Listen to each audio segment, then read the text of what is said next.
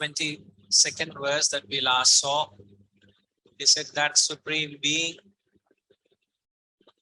is indeed attainable by unswerving devotion. Is attainable by unswerving devotion.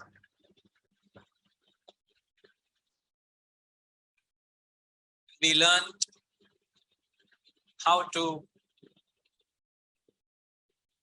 practice that quality of unswerving, ananya chinta. The principle of attachment is defined as whatever thoughts that consume you, whatever object or being gets consumed by your thoughts, one invariably becomes that object of attachment. As you think, so you become. Now, in the world, when we perform multifold actions, it is inevitable that we get distracted with the multifold activities. So there has to be a common thought, there has to be a common denominator that we are oblating all our actions towards. If we are able to maintain a thought, a constancy of thought, to that extent, you will be practicing this law of attachment. We said, didn't we last week? We did mention how in and through the various multifold activities, if we keep asking this fundamental question as to, for what am I doing it? When you keep asking this question, for what, when you go to the very bottom of it, for what you are doing, and if that thought is of the self, if you are able to inject that thought of the self in every action that you do, then all actions should remind you of that goal. And also the actions that doesn't remind you of the goal, you don't perform them. So it's not as much as performing actions which take you towards the goal. It's actually abstaining from actions or abandoning those that doesn't remind you of the goal. Is not in as much of doing actions which give you health, is also avoiding actions which bring about ill health. If there are actions which bring about ill health, any amount of effort that you do for health will not result in health, because you're performing anti-cancelling activities. So when he says that the self or Brahman is attainable through unswerving devotion, what it means is you must have the thought of the self in every action you perform. So for that, we said that you must conceive a goal, you must have a very clear thought of the goal, and every action you perform must remind you of the goal. First point. And the second point, any actions that don't remind you of the goal, you practice what is known as tapas. I'm just reminding what we mentioned last week. Tapas has two essential elements. In fact, elsewhere in the Gita, he says, what is the trait of a tiger? He says it's ferocity. What is the trait of a strong man? Is it strength? What is the trait of a brilliant man? Is his brilliance? What is a trait in a man which makes him humble? It's humility, and so on. So he says, I am the best things in every aspect of life. He says, in that sense, one of the things he says, I am the tapas in a tapasvi. So what makes a spiritual aspirant an aspirant? One of the essential traits of a spiritual person is to practice tapas. And tapas, if it's intensified, it will enable you to perform or uphold this quality of ananya bhakta, which is unswerving devotion. What is tapas? Tapas is performing is again nothing new, but it's being emphasized. The tapas has two essential ingredients. First is to avoid actions which do not take you to the goal. By refraining from activities that don't remind you of the goal, what you do is you're conserving your valuable resources in the form of your thoughts, your time, your energy. So by conserving your resources, you are redirecting them towards the higher. So first is conservation of energy. Second is redirecting those actions towards the higher. If you recall last week when we discussed our obligatory duties towards your society and social activities. Remember, we got into a dialogue with Vasantama. She was asking a question. So then we clarify, because we said we had a family function to attend. I said I didn't go for the function. There was a dialogue, there was a conversation on that point. So which activities do you consider as dissipation of energy? Is a colossal dissipation, and then redirect those thought forces towards the higher. So when you practice tapas, it gives you a possibility of practicing ananya bhaktya. And then he says, by whom all this is pervaded. Everything in the world is pervaded by God. Everything in the world is nothing but Brahman and Brahman alone. That's the mantra we chant before we have the prasad, isn't it? Brahmarpanam, Brahmahavihi, Brahmagnau, Brahmanahutam, Brahmaiva tena gantavyam, Brahma karma samadhinam. So everything is Brahman. So the person who's performing the act of ritual is Brahman. The fire that is invoked is Brahman. The food that is consumed is Brahman. Everything is Brahman. So everything in this world is pervaded by God.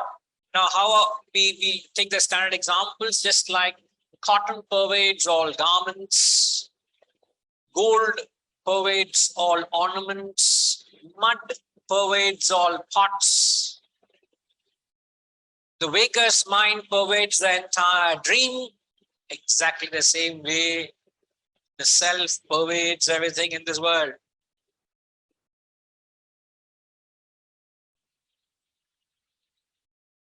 Right.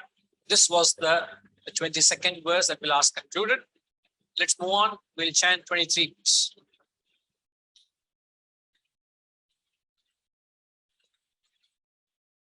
Yatra kale tvana vrittim chaiva yoginaha prayata yanti tam kalam vakshami bharatarshava. Yatra kale tvana vrittim chaiva yoginaha prayata yati tam kalam vakshami bharatarshava. Oh Bharata Rishabha is another name for Arjuna. Oh Bharata Rishabha, I will tell you indeed the time in which the yogis departing never return, and also the time they do return. Now the verses 23 to 28 till end of the chapter. It's the fourth topic. The fourth topic where it talks of the path of the return and the path of no return. The last topic, these few verses, it talks of it. So I will tell you indeed the time in which the yogis departing never return, and also the time they do return. We have learned this in the Kaivalya Upanishad. Again, here it's a reiteration. Okay, now Rishabha, the word Rishabha means a bull. And the reason why Arjuna is being called a bull, so he keeps saying, you are a bull amongst men. So it's very inspiring. Why, if you look at a bull or a cow, in Hindu culture, we worship a bull and a cow. Isn't it? We worship a bull, we worship a cow. We have divinized it. In fact, a cow or a bull is a sattvic animal, isn't it? So it has a certain quality or an attribute that we worship. So it's not the personality, but the quality that the bull or a cow operate. What's the principle a bull or a cow works? The principle it upholds is it does maximum to the society, the least it takes from the society for itself. So it is maximum work, minimum profit. Isn't it? Now, wherever there is this quality of, wherever this quality of service or sacrifice is there, wherever this quality of service or sacrifice is there, you're respected, you're wanted. Wherever there is this spirit of, if you don't have the spirit of sacrifice, if you don't have this attitude of giving, if you're an aggrandizer, the society, the world has no respect for you. Nobody wants you. So, do you work with the principle of giving or taking? So, Arjuna worked with the principle of maximum he gave for others' well-being, the minimum profit for himself. So maximum work, minimum profit. That was his principle. That is Karma Yoga. So Bharata Rishabha means you are a bull amongst men. You have instilled that spirit of sacrifice in your work. So that's why he's admiring him. Now, this set of verses talks about the path of the sun and the path of the moon, the path of the light and the path of darkness. It talks of the two paths, the path of the light, which is the path of the sun, the path of the moon or the path of darkness.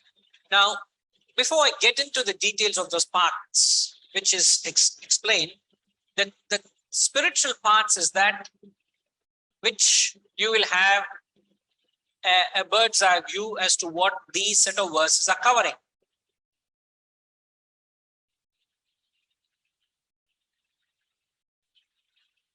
So take a note of it. Gajima, can we have the change of? Yeah. Is it all clear for you on the board? Sanjay, is it clear? Can it be made bigger? Can you zoom in?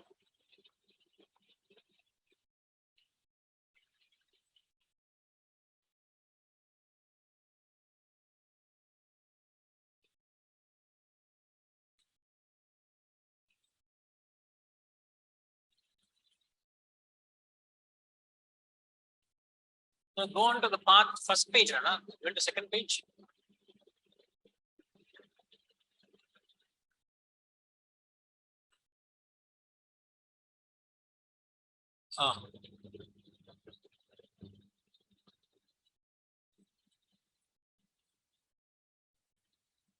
Can you come and zoom in outside, ma?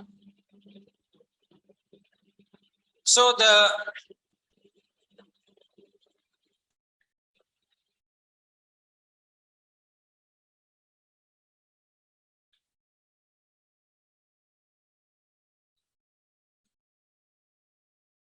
Camera can't do it, no?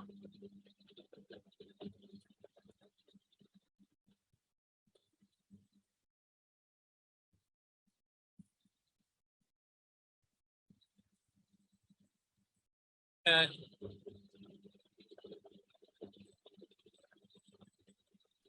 but earlier when we used to write, they all used to see, isn't it? It's all okay. So it's clear, Sanjay? Okay. So what we are talking about here is the three spiritual pursuits. The first, obviously, is the material pursuit, when one goes through the pursuit of mere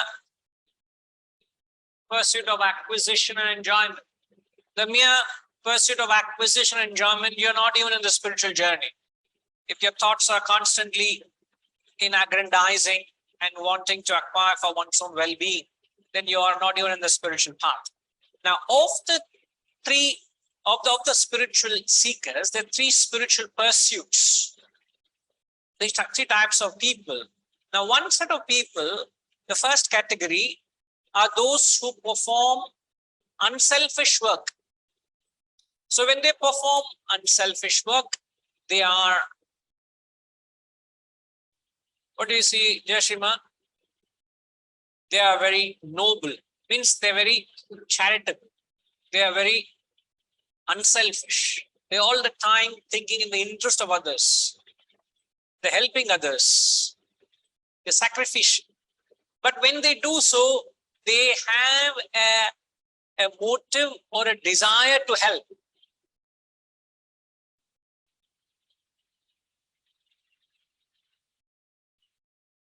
So there is a hidden desire or motive to be of service to others. Since there is this desire or motive to help others, it has a certain reward. What is the next thing there? You are expected, you are bound by the fruits of your action. Karma phala. If you are doing seva all the time to people because you want to serve, you want to be of help to them in whatever way, whether it is physical service, emotional service, material service, but there is a desire. And the karma, the fruit, the phala of that, you enjoy certain rewards and benefits, and the three worlds that you're transported to, the Pitraloka or the Indraloka or the Swargaloka, these are the heavenly blissful realms you experience. The three worlds that you experience. And once you have exhausted that punya, whatever punya you have exhausted them, you come back to the cycle of birth and death, means suffering and sorrow. This is the first stage where you go beyond the selfish pursuit. The first step you get into is the unselfish. You are having a desire, you do it. And this is called as the pursuit of matter.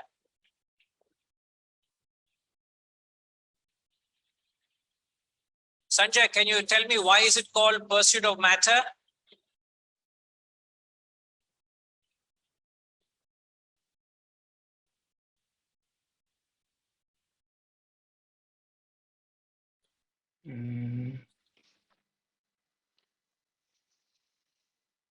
Not immediately, Guru. Sorry, I've just been noting this down. But the first thing that comes to me is because there's still an expectation of the fruits from the actions. That's defined as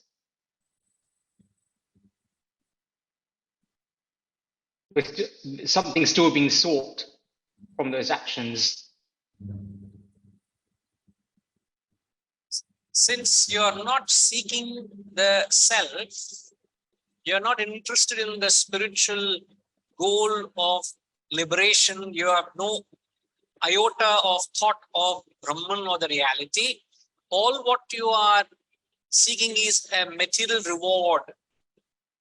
I only want punya. In fact, many people, I've heard umpty number of people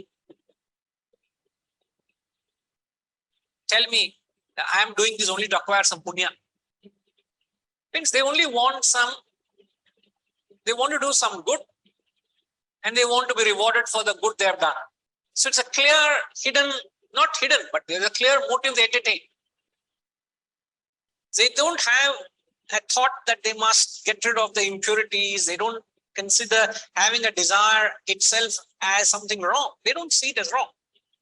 So it's such actions fine. In fact, majority of the spiritual seekers fall in this category. 99.9% fall into this category.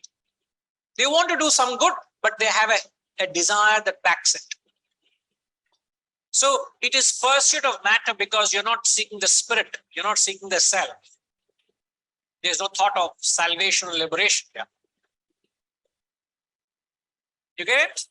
That's why this path is called the pursuit of matter. Okay. That's clear.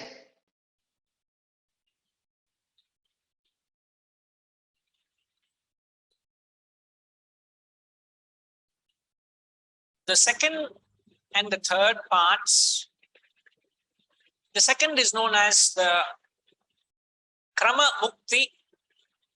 It is when you perform selfless actions. And when you perform selfless actions,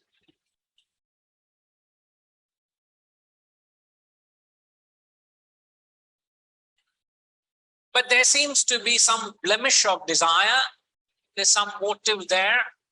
Because of the desire or the blemish, you also are expected to exhaust that punya that you acquire. So you perform selfless karma, selfless work, but there is this blemish of desire.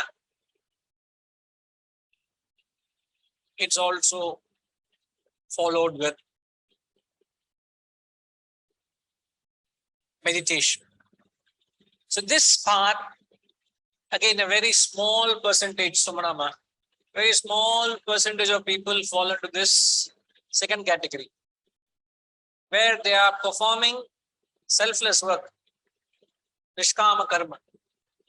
There is nothing that they want for themselves, nor is there a desire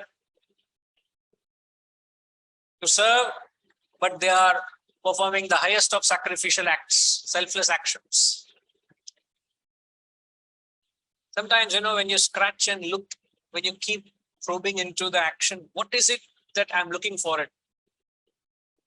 You keep, for what am I doing? For what am I doing? When you keep questioning that action, when there is, at the end of it, there is very difficult for you to come to a clear-cut motive. There is no motive at all.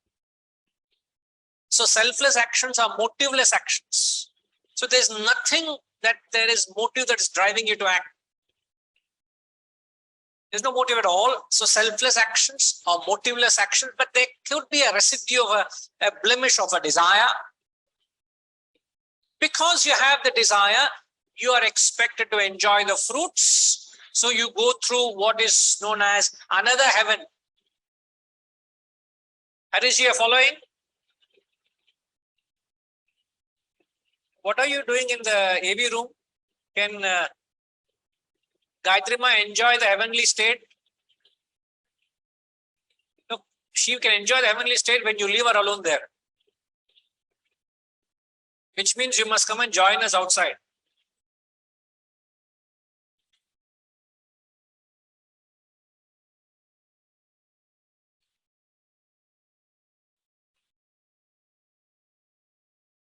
Gayatri Ma, do you need Harishi there? She said, no, I don't want Harishi there. So, are you okay, Pushpama? So there is no motive at all, but since there is a blemish of desire, you enjoy certain celestial pleasures, certain heavenly states, which are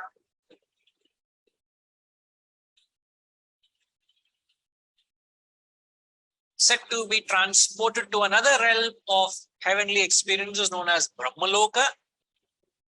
And thereafter, you perform, you go through meditation, and then because you perform meditation,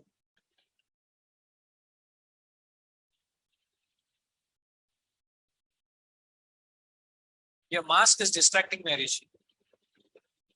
Avachakundalam case board.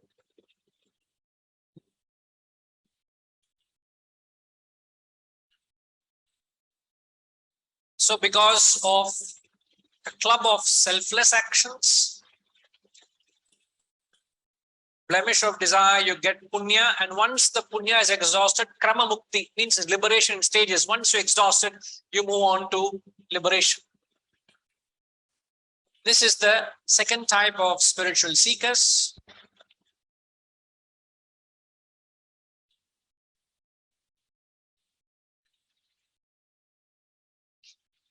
Why at all he has to go to Brahmaloka? The spiritual seeker in the second category has to go to Brahmaloka because there is a blemish of desire. There is a blemish of selfless plus minute unselfishness there. There is a motive entertains. Because there's a blemish of desire, he accrues some punya. He said he's set to go to Brahmaloka, and there he is set to listen to lectures by Lord Brahma and then attain Brahman. So it's as it were you are taken into an intermediate stage and your realization is delayed because you have performed actions with a motive, but because selfless actions, what happens when you perform selfless actions?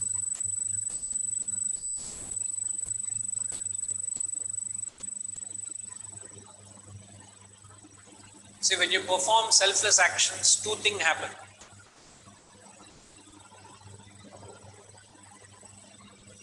In fact, when you perform selfish or unselfish, what happens?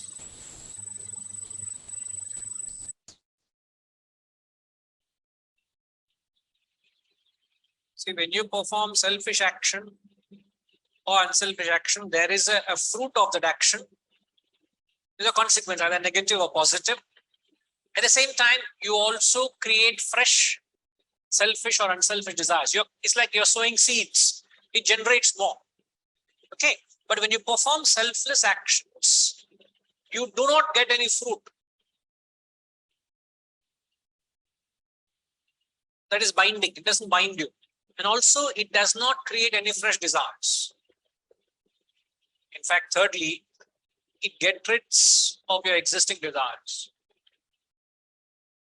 So it gets rid of your existing desires. It does not create any fresh desires, nor is there any fruit of action when you perform selfless actions.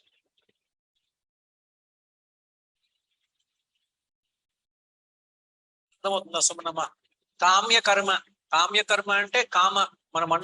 If you have a thought in your mind, it has certain consequences. If you have no thought, whatever desires you have gets eradicated. It doesn't create fresh desires, nor is there any fruit. No binding. Because this seeker entertains a little blemish of a desire, unselfish desire, there is heaven. He gets certain heaven. And that heavenly experience is different to the heaven which the first seeker gets through. The first seeker goes through Indraloka, Swargaloka, and then he comes back to the cycle of birth and death. But the second seeker, he goes there, he listens to the lectures of Lord Brahma and then gets to Brahman. So the liberation happens in stages. It's like a direct flight or a transit flight. A transit flight, you're delayed.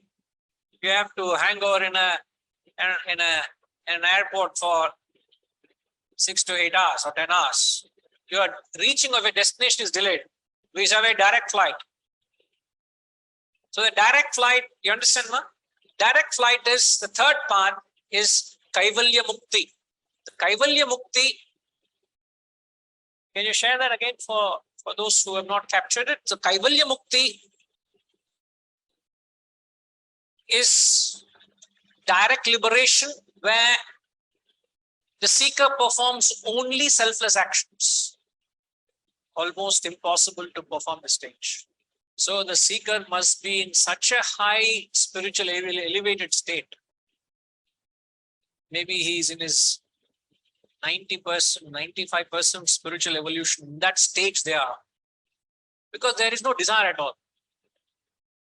There is no motive at all. There is no attachment at all. Didn't we write there? He's totally detached. He's performing, he lives a life of 100% detachment to the world.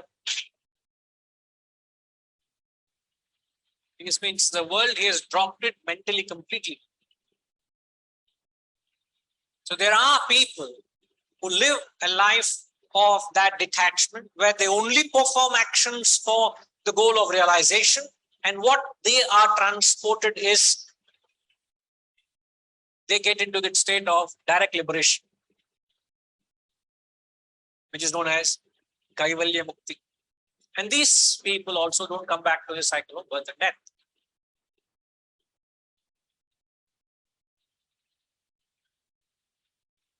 Guruji, here a very subtle difference is there between the selfless actions and the direct liberation. Only the gap is blemish of desires. Blemish of desire, yes. That is only the one which making you stage 2 to stage 3. But how do you really recognize yourself? Of course, it may take a long journey to understand that. Who are in the category of 2 and 3? I'm talking the people who evolved to the stage of 2 of selfless actions who have been performing, and the people who are seeking a direct liberation. The difference is the existence of a blemish of desire or not. Means there is either you're performing, so even let's say 100 actions are being performed. How many actions are with a selfish motive? How many actions are unselfish motive? How many actions are without a motive? In a day. In a day, you perform 100 actions of your actions. It's true, Guruji, but that would be an unselfish way we look at that point number 1. But here we are talking every action is selfless action. No. I'm talking in stage 2. Stage 2, there are selfless actions, but there's a small percentage of unselfish actions. That's what the blemish of a desire is. Because you get punya, it has to be unselfish. If you perform selfish actions, it's papa mode, it's hell. You don't get punya of Brahmaloka. Brahmaloka is an extraordinary experience of joy and bliss and glory and success. How do we understand this heaven? Heaven can only be measured. Sir, hell and heaven are not geographical places. If you have to describe a heavenly life, how would you describe, sir, in worldly terms?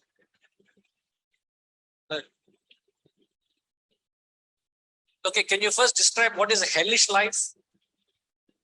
Going through the each and every moment painful journey. Okay. Anything else? How else would you describe hell?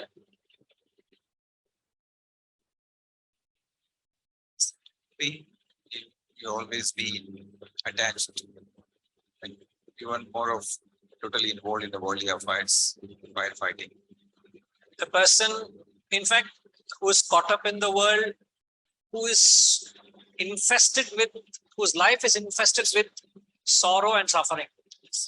It could be written of mental trauma. It could be physical ill health. It could be disease. It could be relationship issues. It could be suffering. Suffering from morning to night. There are people we come across, isn't it? Yes. They are struggling to put some food in the plate. Their demands are not met. There's rupture and friction throughout. There's disease. Their lives are smitten with sorrow. That is hell of a life. And we find people, they go through that life even now, isn't it?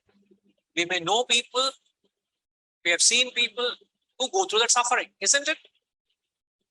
Now, what is heaven, which is Indraloka, Swargaloka, etc. These are people whose lives are not, there is no sorrow and suffering. Let me ask UK. UK, how would you describe heaven in UK? Namaste, Guruji. It's just happiness, Guruji. There's absolutely peace, happiness, and contentment. There is happiness, peace, contentment, there is health, there is no Yes. problem. Absolutely no other worry, no worry about in any stage of your life or in any part of your life. Let's say, example, if you want to travel from here, you want to go for a holiday, you will plan, you want to desire a holiday, but you can't afford a holiday. That is Hell. hell. I want to go for a holiday, but I can't, I don't have the resources and funds to go for a holiday. That is hell. You're Hell. cursing everybody who's traveling, you curse them. You're envious at people. Now, Indraloka is You travel by first class. And then, first class. Brahmaloka also is there. okay, okay, Go, okay. whenever you want to go for a holiday, Yeah. you You go for a can holiday. book a ticket and But it's just- only domestic. okay. Domestic holiday. You Okay. will fly in the best possible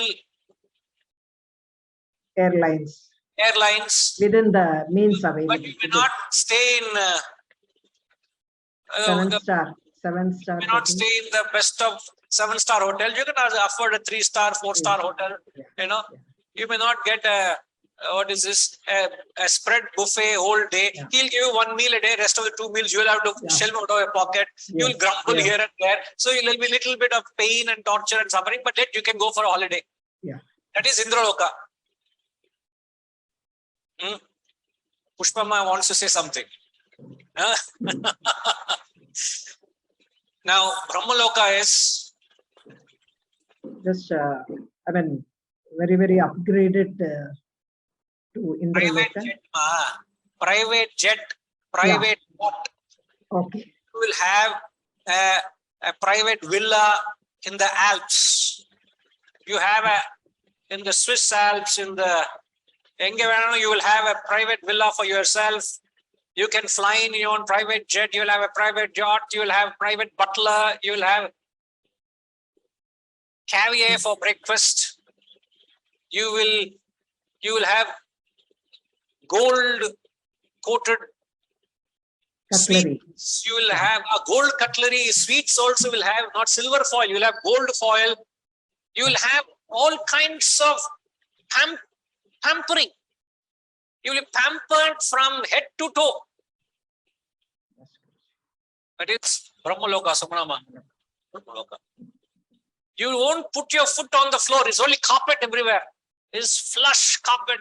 That kind. So I'm only trying to imagine what it is to experience that life of Brahmaloka on earth. In fact, there's no terrestrial, extraterrestrial places. It's your experience here. So these are the people who seek it. So when you perform an action with a motive, you get those rewards. Remember this. But this is limiting. You get down from your private jet. Ushama, why did you mute yourself? I have not finished Brahmaloka with you. When you get down from your Indraloka, you get on the flight. Again, you will have to face the Some same. fellow the travel agent will send you. No, bill is anyway, they're paid, sir. Bill is paid. But he'll send you a vehicle to pick up. Yes. Don't know what vehicle will come. Yeah. AC, you ask for AC, whether it's a cushion good, whether the shock absorber is good, whether the whole family will be comfortable. So there will be there, but yet there is. But Yeah. in Brahmaloka, you It will put on be- a private jet, there'll be a Rolls Royce waiting for you. Chauffeur-driven Rolls Royce. Harishji once sent me a picture of Rolls Royce from Chennai's trip. One of his Chennai trip he went, he sent me a picture of Rolls Royce. Correct? Oh, no, you must say yes or no. They should, I am not imagining things. They can't hear what you are saying. Yes, Guruji. Ah. So Harishi, whenever he goes, he travels in Rolls Royce. So I'm only getting close to him so that I also will get a chance of sitting in the Rolls Royce. Correct? What to do? We have not reached that state of Kaivalya Mukti. Still, we are lingering around. So when you entertain, Redigaru, when you perform actions with a desire for the world, you will be rewarded by the world. So the first type of seeker, he's only performing actions for worldly returns for himself. Means he's doing sacrificial actions, but he's having a desire in his mind, a motive. So that binds him. So his cycle is bound to the cycle of birth and death. The second type of people are performing majority selfless actions. There is a blemish of desire. They get the punya. They exhaust that life of 7-star life. But since they have performed selfless actions, they are ready for the knowledge of Brahman. So Brahma is waiting for you. Lord Brahma is waiting for those kind of seekers to come to him to seek knowledge. They gain the knowledge, they meditate and realize. But there are people who don't want any, there is no interest in the world. All they're interested in get to the self. None of that category is there in this class. None of us are belonging to that category. Where they're only interested in the self-realization. There's no other interest. Such people go through the Kaivalya Mukti, the path of liberation, the direct liberation. They're totally detached to the world. You can give them anything under the sun. They're detached. Detachment means no value at all. Isn't it, Ushama? Yes, absolutely. No value, no expectation, no desire, nothing. No expectation, no value, no desire for anything that the world has to offer. All they're interested in is this going to take me to the self? They'll do it. Yeah. Totally detached. Now, all this is only for you to see where you stand. First is the material category, the materialistic. They're only running behind acquisition, enjoyment. I and mine. What can I get for myself? Or whether you are only unselfish, or is it selfless plus unselfish, or is only selfless? Find out.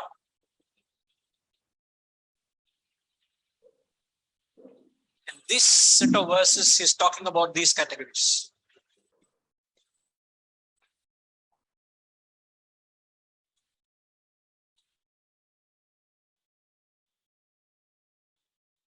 Yeah, Nishkama Karma, which is selfless actions. Third category, only selfless action. There's no blemish of desire. It's stated there, no? There's no blemish of desire. Third category.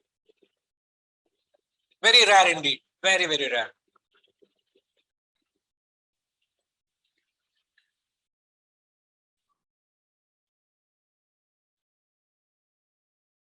Get it? Okay, ma? So the next set of verses, he's going to explain it. Indrama, are you following, Indrama? Yes, I am. All clear? So far, yes. Good. Very nice. Glad you could join us. So 24, please.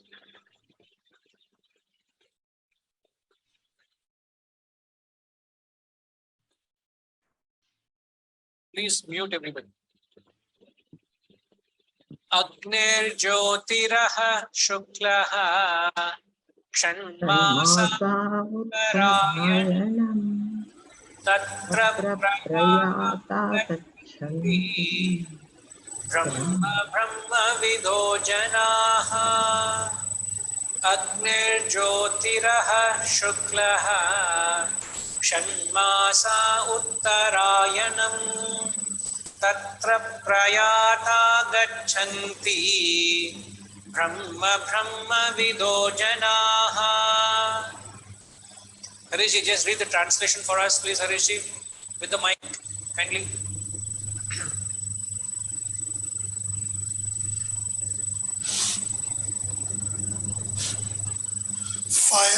light, daytime, the bright fortnight, the 6 months of the northern path of the sun.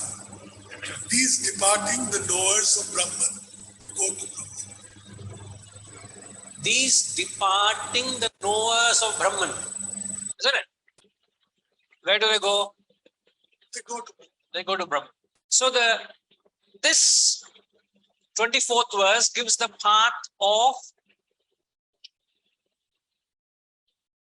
the fire, Agni, Jyoti, Shukla.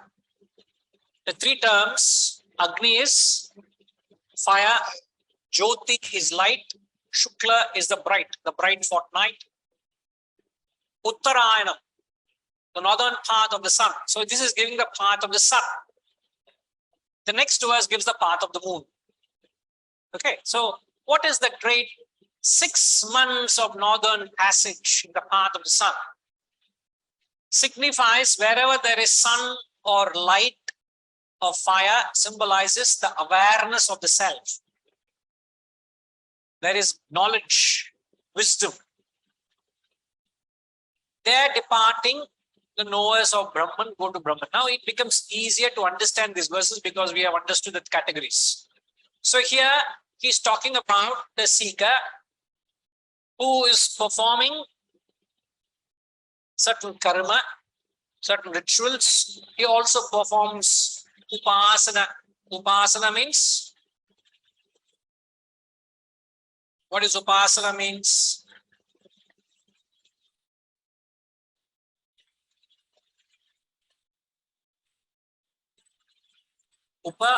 Asana. Upasana. Upa means near. Asana means sitting. Upasana means sitting close to a guru. So you gain knowledge or wisdom from the guru. So here he performs worship of knowledge. Upasana is nothing but worshipping of the knowledge, seeking knowledge. So because he performs selfless karma, he is ready to receive the knowledge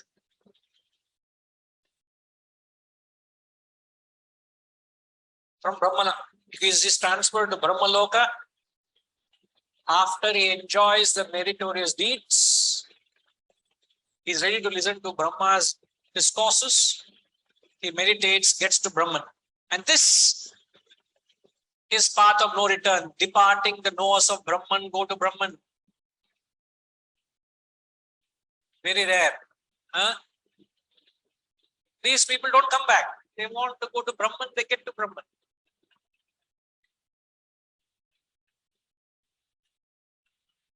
Yes, Pushpama.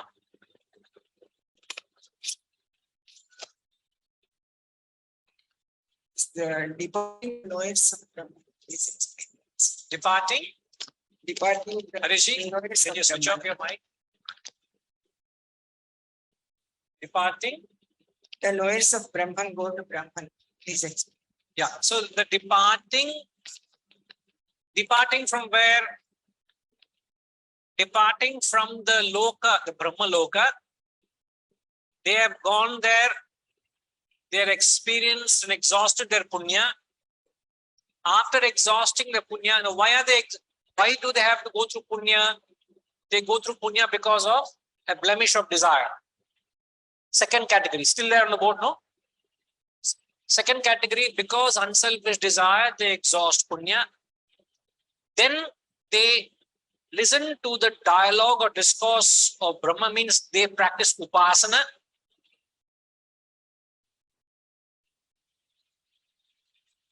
Because they have gained the knowledge, then they perform meditation. They leave the Brahmaloka. Where do they go?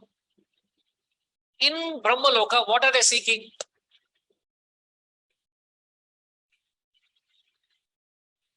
In Brahmaloka, are they seeking Rambha Urvasi? Huh? What are they learning from Brahma? They are learning about the Brahman. They are not interested in the joys of the world. They are not interested in the joys of the world.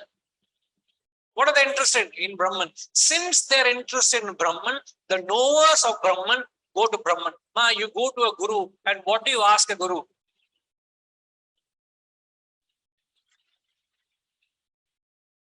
Huh? You will only ask what you desire. If you have a relationship problem, you go and ask how to resolve a relationship issue. If you have difficulty in managing your health, you will have tips how to manage your health, manage your anger, manage your wealth. Whatever you ask, he will give you advice. The same guru will give you knowledge of moksha also. Isn't it? In the Brahma Loka, the student is only interested in Brahman. That was the caliber of Nachiketa, Kathopanishad. You heard of Kathopanishad? I'm sure you heard, sir. Kathopanishad vinnara meeru? The story about context. The Kathopanishad. How many of you have heard the story of Kathopanishad online?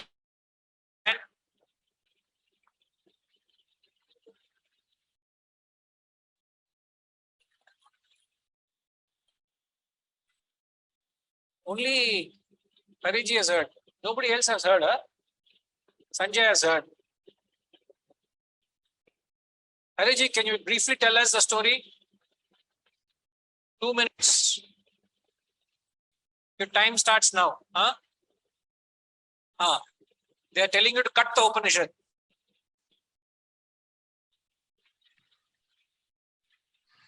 Nachiketa's father, he performs a yaga to achieve more material benefit, worldly benefit, and while he was performing the yaga, he has to give lot of danas to the purohits and well-known people.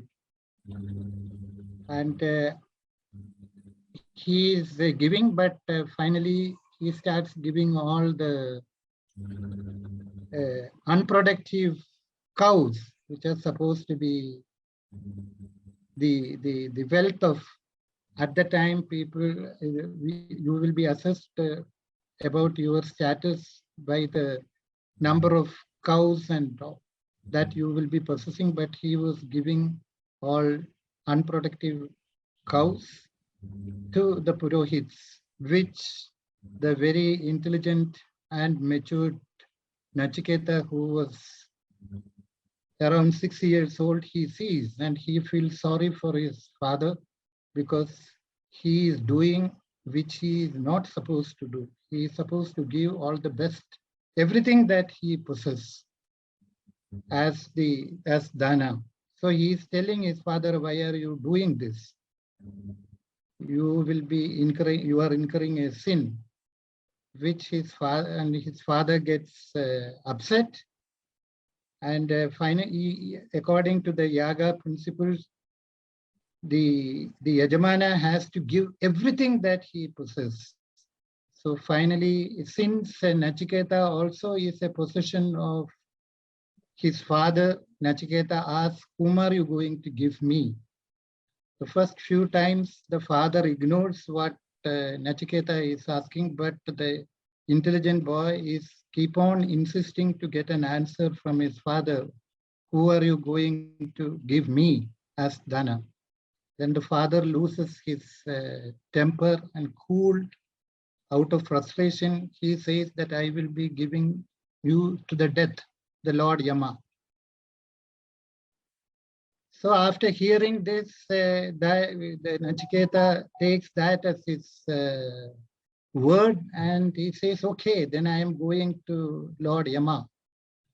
And so he goes to the Yamaloka, and when he goes there, the Yama was not there for 3 days, but the boy, the Nachiketa, who was so determined to meet Yama, to know more about the Yamaloka, he is waiting there for 3 days Right. and nights. second half will take over by Sanjay. Okay. Very good story so far. Now keep the tempo going. The first half and second half must be also as interesting as the first half. Guruji, there's no way I can follow that flow of storytelling, but I'll give my basic understanding of it. So then Nachiketa went to Lord Yama, and Lord Yama asked, he said, I'll give you 3 boons. So ask those of me. And the first boon that he asked for was let my father not be anxious about me, is my understanding. So, and the second boon, I think he asked for an explanation of the fire sacrifice. And then Lord Yama taught him that, and he gave him that proper ritual. And then the third boon that he asked for was the big question about teach me about the matters of life and death. If I have that correct so far, then I'll continue. Yeah, please. And then my understanding here is Lord Yama kind of thought, okay, this is a big question you're asking of me. This is something that not even many of the gods are clear about, what, you know, how this is such a big question. But Nachiketa kind of persisted and he said, no, Lord Yama, this is all I wish. I only wish to know about the mysteries of life and death. And Lord Yama kind of turned to him and said, okay, how do I avoid this massive explanation I have to give? So he tried to tempt him with material desires. But at every stage, Nachiketa insisted these material desires are not what I seek. I only seek the higher knowledge and wisdom. So I'm only there. Give me that. I don't wish for these material and worldly possessions.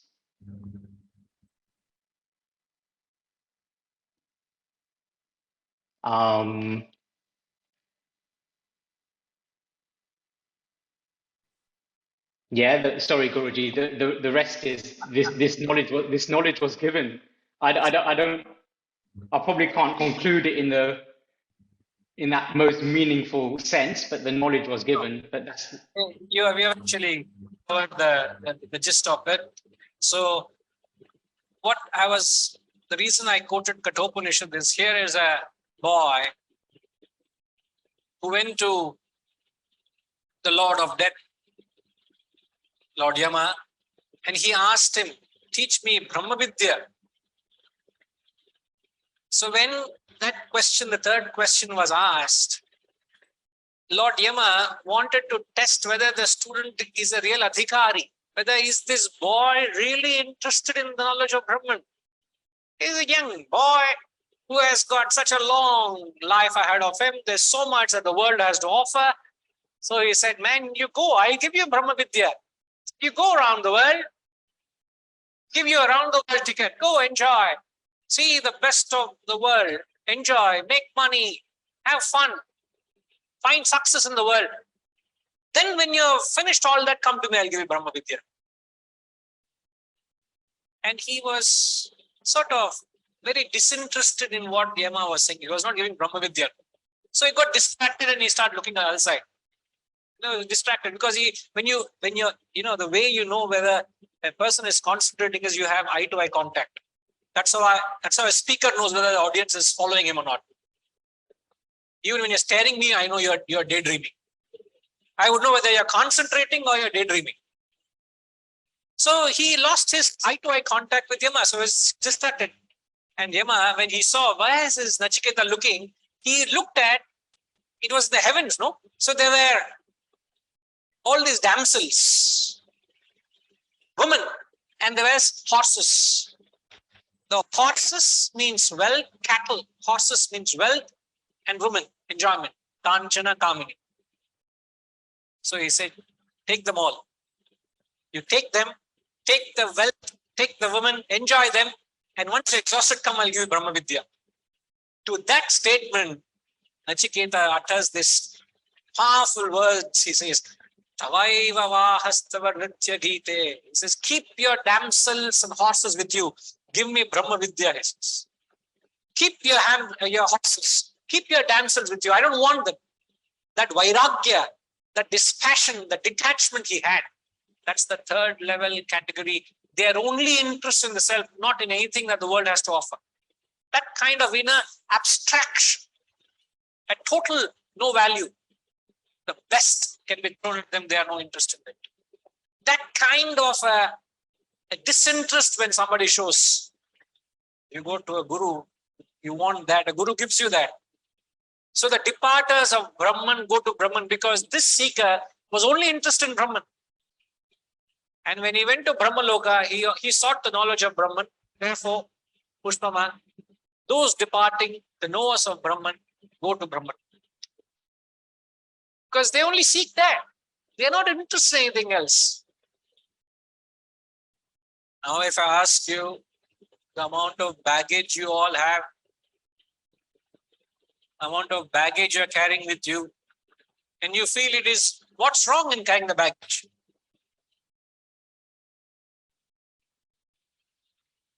Isn't it? Carrying a baggage, unnecessary baggage you're carrying. When would you develop that vairagya towards that baggage that you're carrying? What is the necessity to carry that baggage? I don't understand. You think the world will be, you'll imagine, let's say, I have my daughter. If I carry the burden of my daughter, is it any good for her? Any good for me? Should I carry the burden of her life on my head? Should I carry or not? What is the benefit of me carrying the burden of her on my head?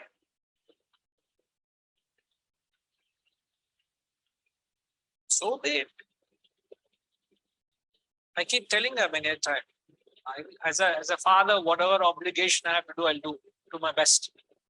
If you have a dharma towards something, I'll give you the path. Whether you want to fly like a sparrow or a pigeon or an eagle, that's your capacity. That's your hard work. What have I got to do with it? Or you want to be stuck in the cage, that's also your choice. Kada?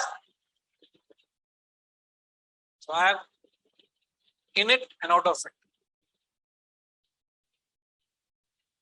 Tomorrow I can't be complaining to myself, oh, why is she only flying like a pigeon? Why not like an eagle? I think her choice, yeah. What have I got to do with it? Isn't it? Your life, isn't it?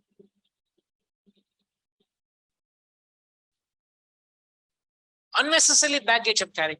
Unnecessary baggage.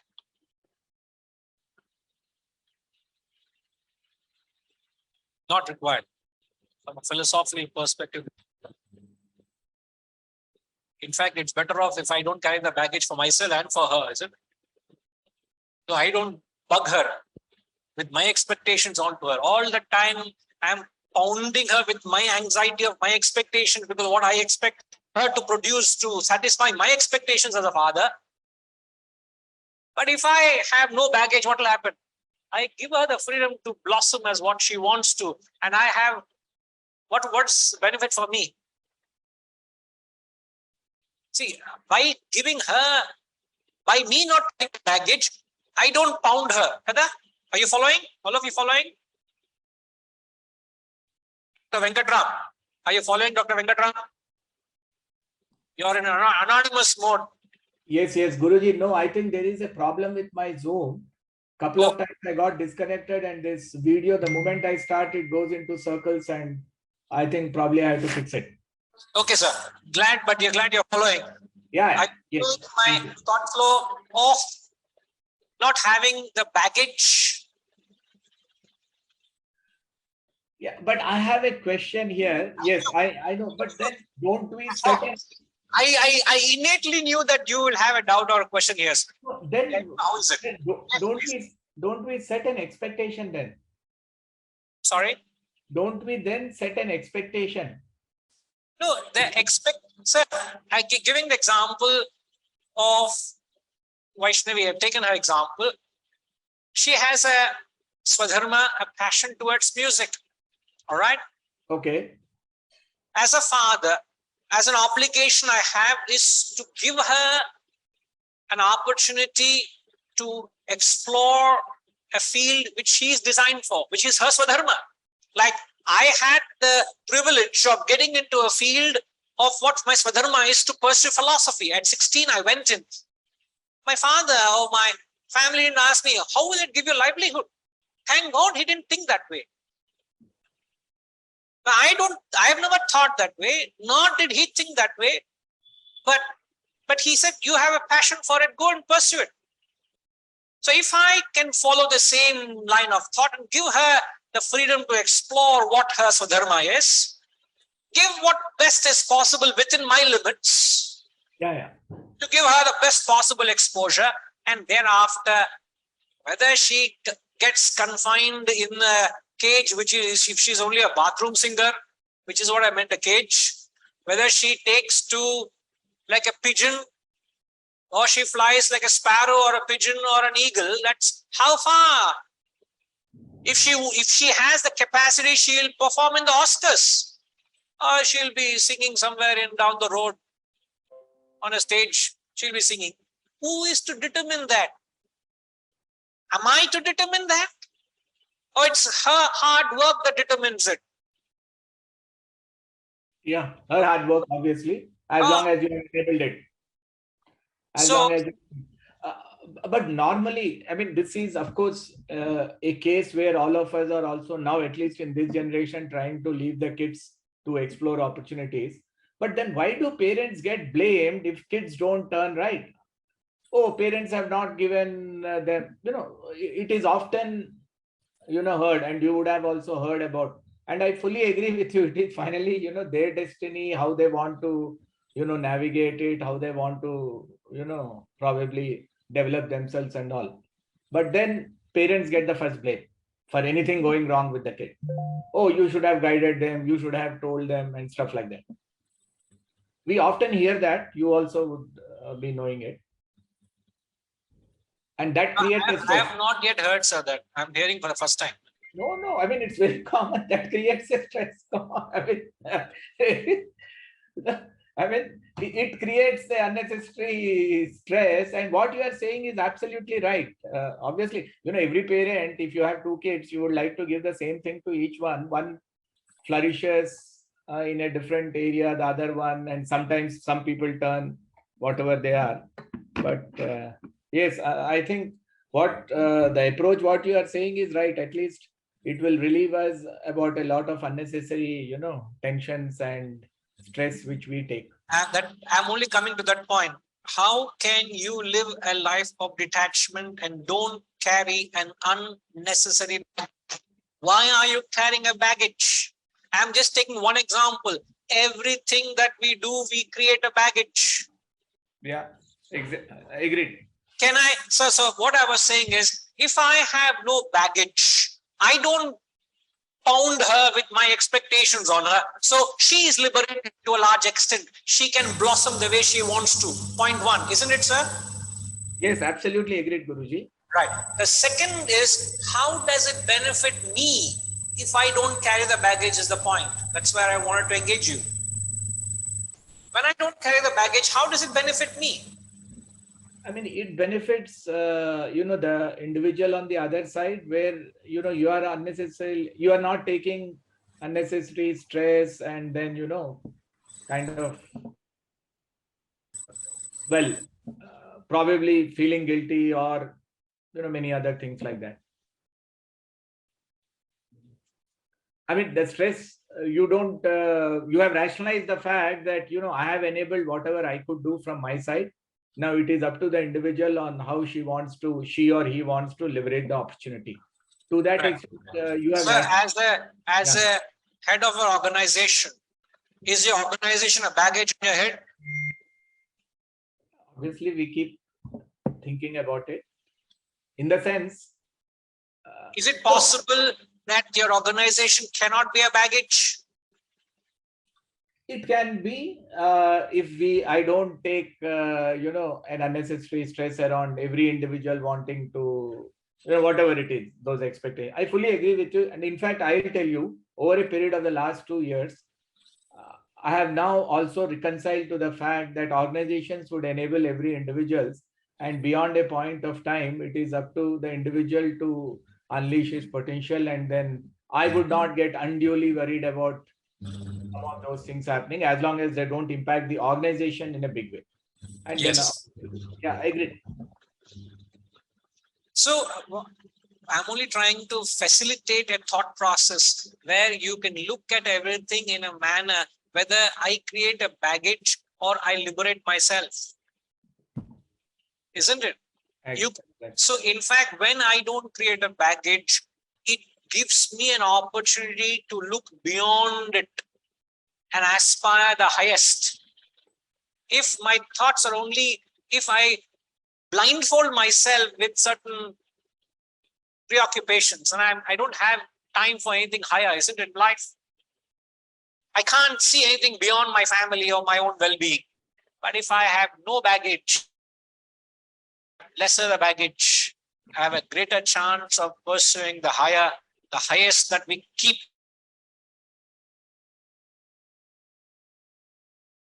You're attached to your family, your work, your money, your business, your family, your children, your grandchildren. That is all your life is. How can you entertain thought of Brahman? Tell me.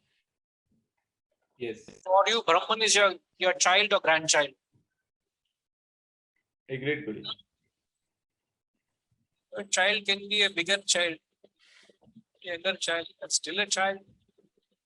You're still attached. So those departing knowers of Brahman go to Brahman. This is the path of light. And when we share this knowledge, it only compels us to lead the path of light, not the path of the Pitriyana, the darkness, the path of the moon. Path of the moon is path of ignorance, path of attachment, path of the world, the path of the matter. We have to seek the path of the self, the truth, the reality. This is the knowledge that inspires us. I should not bind myself. I should be liberated. These are the verses. Thanks, Venkatji. Thank you, Guruji. Yes, Hari Om. Mere annaru?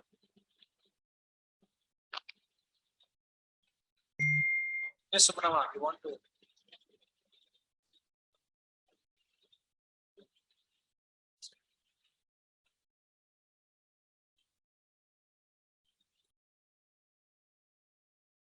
What I only trying to get out of all this is, it is an inspiring, it inspires a seeker.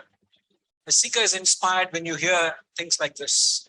And I'm talking as a sadhak, I'm talking as a seeker. It inspires me. I don't know whether it inspires you. And my job is to convey the spirit, what these shastras are saying. Because I know innately I'm seeking it. Wherever I could be very low in the ladder, it's not where you stand, it's the direction that you take that matters. It's not how old you are. It's not that matters, whether I'm in the right direction. It's a matter of time you get there. I could be moving very fast, but if I'm in the wrong direction, no amount of effort will take me to my goal. But I may be slow and steady, but if I'm in the right direction, it takes me there. So these are the things which they speak volumes. It's more of the sentiment, that feeling that is hidden in the words. Otherwise, the words are sort of dry and empty. But if you innately connect the spirit to what these verses are saying, then you know, my God, I need to practice it. I need to get onto this path. That's inspiring. That's the objective of this exhaustive examination or careful scrutiny of these words. Okay? Right? So we will leave it at this and we will come back. Okay?